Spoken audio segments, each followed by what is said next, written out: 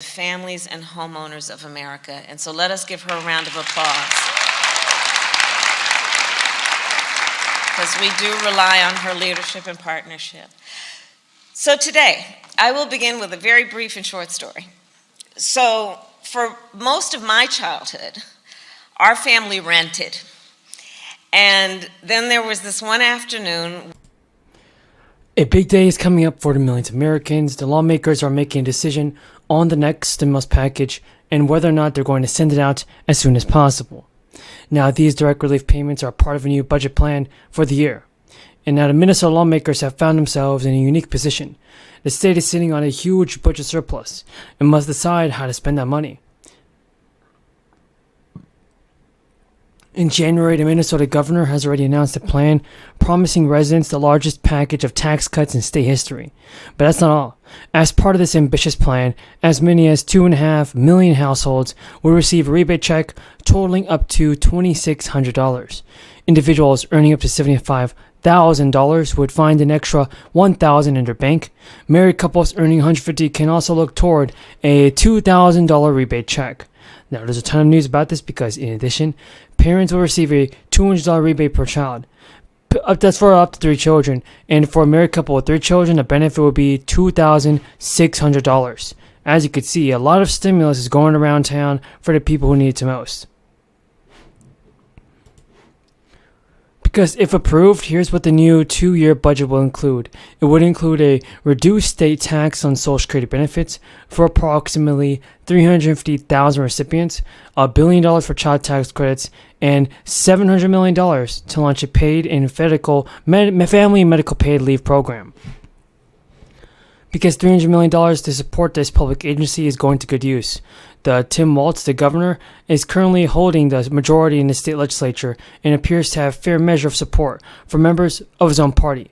Less happy about the bill are Republicans, who are most of the state surplus should go towards cutting taxes, they say. And the Minnesota Chamber of Commerce is also less than pleased with the governor's plan, particularly these newly proposed taxes. The Coalition of Greater Minnesota Cities said that the $30 million earmarked for local government aid does not even meet their needs and called the proposal disheartening. Naturally, Walz held a different view of this issue. He stated, "I have no made mistake about what it can be for the good decisions for themselves, and a portion of this surplus needs to go back into people's hands." So as government and business groups make their voices heard, lawmakers edge toward a vote. News reports that a final decision is likely to come down to possible fractures among Democrats is harmony among the Republicans, because even if the entire plan does not pass, there is still a chance that a one-time rebate check will be approved. That's all that everybody's looking for, a one-time rebate check. Welcome back to my channel, everybody. I hope all of you guys are having a great day so far.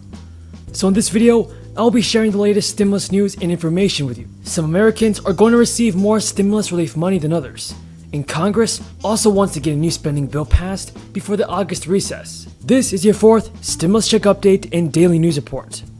Welcome back to my channel, everybody.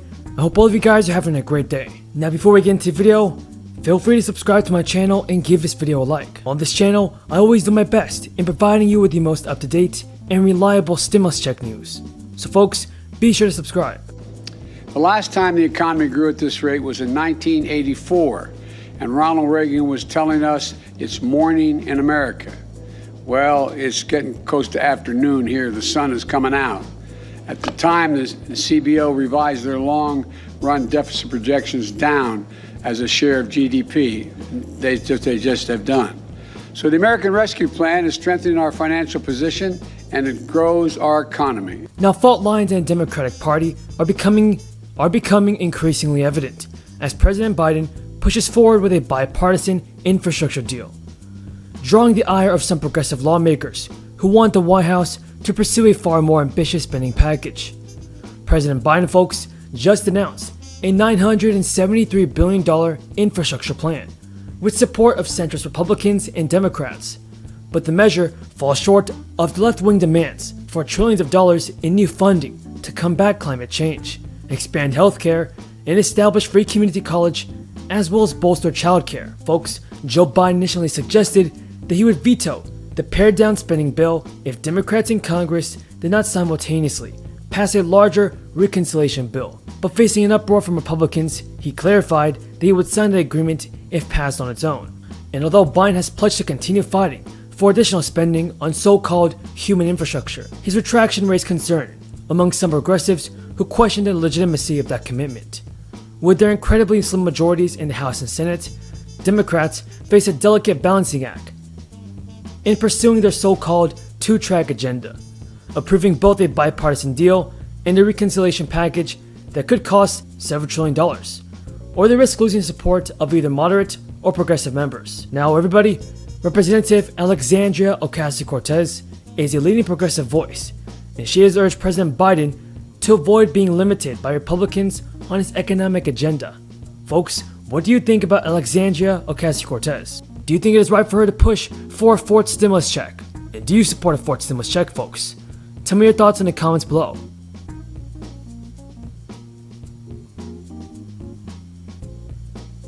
Now, during a recent interview, Ocasio-Cortez said Sunday, "In those areas where there is agreement, Republicans are more than welcome to join so that we can get work on this infrastructure done. But that doesn't mean the president should be limited by Republicans, particularly when we have a House majority.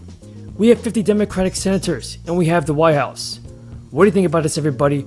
Do you believe that President Biden is doing a good job in helping out the American people? Tell me your thoughts in the comments below." And now in the state of Utah, CBS News reported that Utah has received the largest stimulus checks in the third round of direct payments, with an average of $2,700 being sent to residents. The IRS recently reported that it has sent almost $390 billion in direct aid to about 164 million U.S. households, noting that it is continuing to send checks to eligible people who recently filed tax returns or who are owed extra money under the relief plan. The IRS also broke down its payments so far by state and income group, providing insights into which Americans are receiving the most from the latest round of aid.